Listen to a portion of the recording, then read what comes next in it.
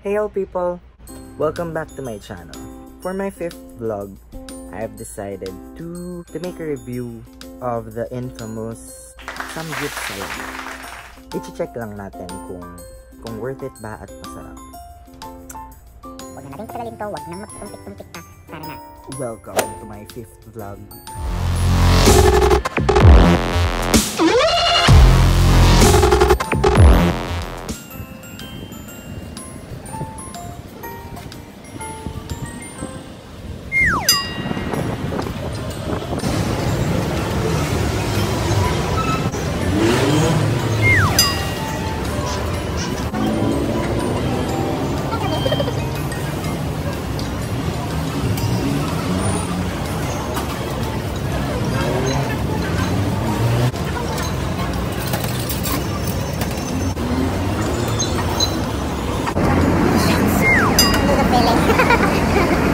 Nakalabas na sa siksik ang trend.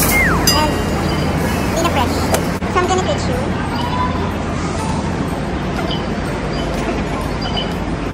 So, ang napili naming branch is yung malapit sa Robinsons, Manila. I don't know if it's Ermita branch. So, along the way is madadaanan natin ang UP Manila. Kung saan nag-aaral ang pinakamaarte naming student trainee na si Maya. Hi Maya, I know you're watching. Bawas-bawasan yung kaartehan, okay? In a work, ganun siya. Ganun siya kaarte. So, parang hindi ka pagpawisan, secret shortcut yung Robinsons Manila. Bakas maka-fresh ng light dito Robinsons. Ano prefer nyo? Robinsons or SM? Or Walter Mart? Or ano pa ba? Ayala Mall? Wala akong preferred mall. Hindi naman ako maller. Maller? Ano ba tawag sa mall ng mall? Mall goers? Mall goers, very Mongol. Top shop. Baka gusto nyo akong kunin model. Pero puro pang babae ata yun.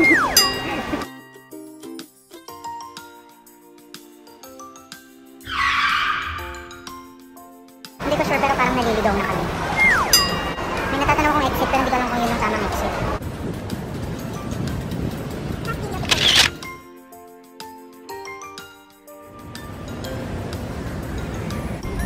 Jerk. Jerk.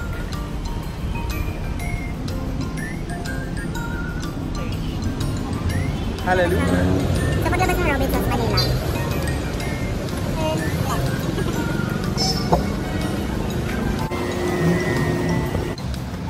Hey all people.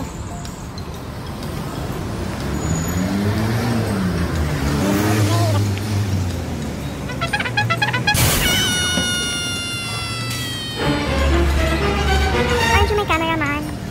Ayan, should be behind the camera.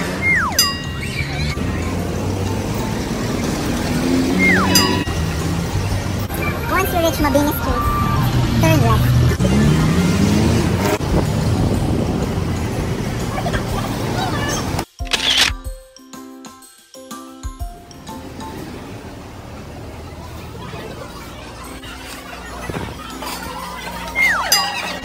Okay. I want you to meet my Samgyup Sal friend. Here's Nix, Jazz, Vince, my body Maan, and my cameraman.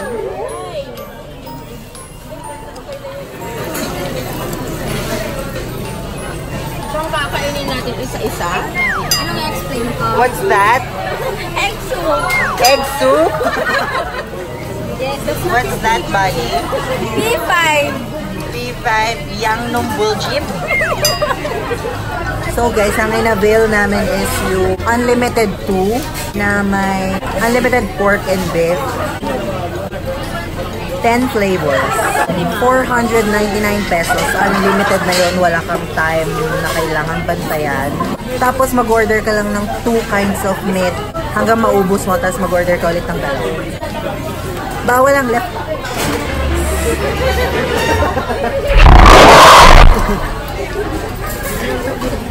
Bawal ang leftover, pero charge na 200 pesos pero hindi yata sila strict kasi lagi naman kami may natitira.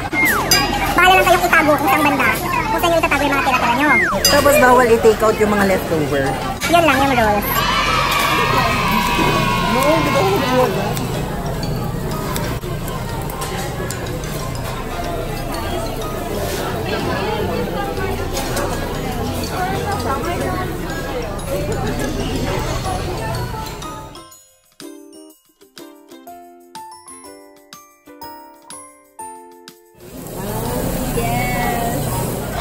Ito yung B1 beef samgyup. Parang ito yung pinaka-best para sa samgyupsal. Parang ito yung pinaka-ginagamit nila. Pero maraming karne yung pwedeng gamitin. Ito naman yung B2 Yangnyeom beef. This is B3 bulgogi flavor. Ito yung B4 na tinatawag nilang gochujang beef. Parang natin ito parang tocino. And yung latest nilang flavor, beef number 5, salsa beef. Beef?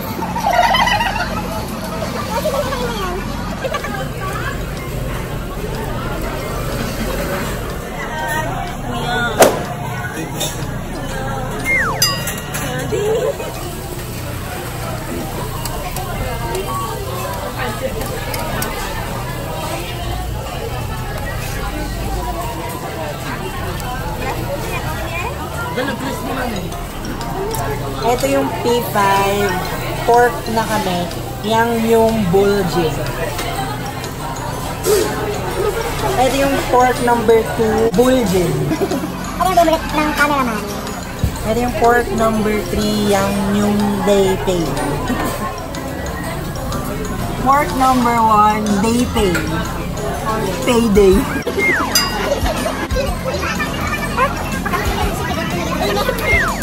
Ito yung pork 4 na ito yung pinaka-favorite kong flavor nila dito. Sila, yung mga kasama ko, ayaw nila to. So sabi nila ako magluluto nito.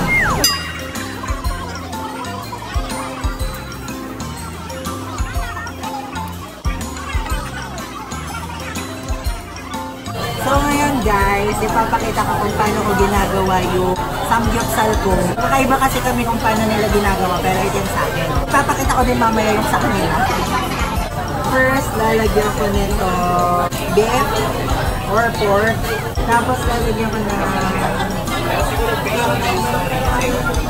hindi ko lalagyan nitong damo. Kasi hindi naman ako horse. Seahorse ako. Hindi ko din lalagyan ng onion kasi nakakataas yun ng libido, which is very delikado. Pero lalagyan ko siya ng radish. Konti na. Dati hindi ko siya sinasawsaw pero natutunan kong dapat isawsaw ito. Ganito. Oh, masyadong malaki itong nagawa ko pero kakayanin. Oh.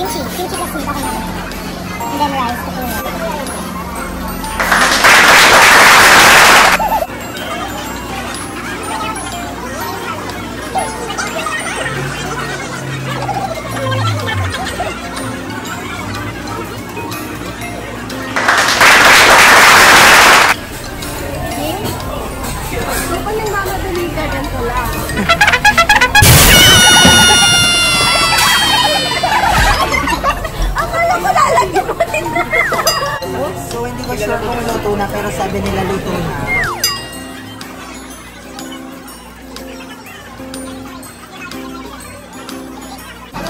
Sobrang sensitive nila na ayaw nilang isabay yung ibang karne. Parang di mahalukan.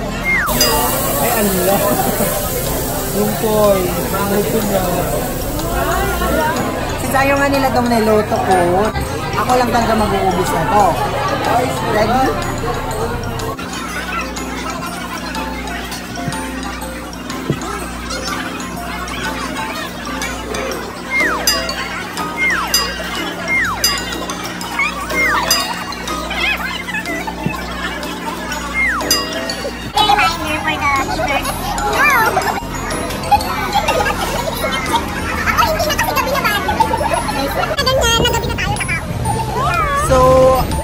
kami dito ng alas 12 for our lunch. And gabi na. Ayan na yung moon. Gabi na. So siguraduhin nyo na pagpupunta kayo dito, gutom kayo and seize your time. Mga 7 hours, gano'n. Masarap ba? Masarap! Sulit ba? Yes! Bye, girls! So, pauwi na kami guys. Ganda dito. And ang full review ko para sa Samgyup Salamat ay later. So guys, for my final review, ang masasabi ko lang is natikman ko yung 5 different flavors ng pork and 5 different flavors ng beef. Lahat masarap. Hindi siya nakakaumay. Mauumay ka lang kasi ang dami mo nang nakain. Pero hindi ka mauumay dahil sa flavor nila. Kasi per flavor, iba't iba yung in-offer nilang lasa. Kaya hindi ka talaga magsasawa. Tapos yung 499 para sa akin sobrang sulit yun. Kasi, diba sabi ko nga, lunch kami dumating doon. Tapos umuwi kami alas 6. Hindi ka talaga nila babantayan kung ilang oras ka na doon. Hindi sila magsasabi na, uy, ang tagal nyo na, umalis na kayo. Kahit na sobrang dami ng cost. Kahit sobrang haba ng pila, wala silang pakialam. Kasi parang gusto rin talaga nila is ma-feel mo na worth it yung binabayaran mo sa kanila. Which is talagang na-feel naman namin every time na kumakain kami doon. Actually, halos every sahuran pumupunta kami ng mga friends ko doon. Parang naging bonding place na namin ng Samgyup Salamat. Kung kayo may-ari ng Samgyup Salamat, kunin nila ako. Charot. Pero seryoso, andun kami, Kinsenas katapusan. Dapat nga kilala na kami ng mga waiter doon. Yun lang guys. Alam ko marami ng Samgyup Sal store. Dito sa Pilipinas na alam kong mas mura din sa 499. Pero ang gusto ko lang iparating sa inyong lahat is worth it yung 499 pesos na yun. Yun lang guys, I hope you enjoy my 5th vlog. And if yes, please like this video, leave a comment below, and Please, subscribe. pwede mo rin i-hit ang notification bell para ma-notify ka kung may bago akong videos. Yun lang guys. Bye-bye ka na, Butch. Bye-bye. Bye, Turkers.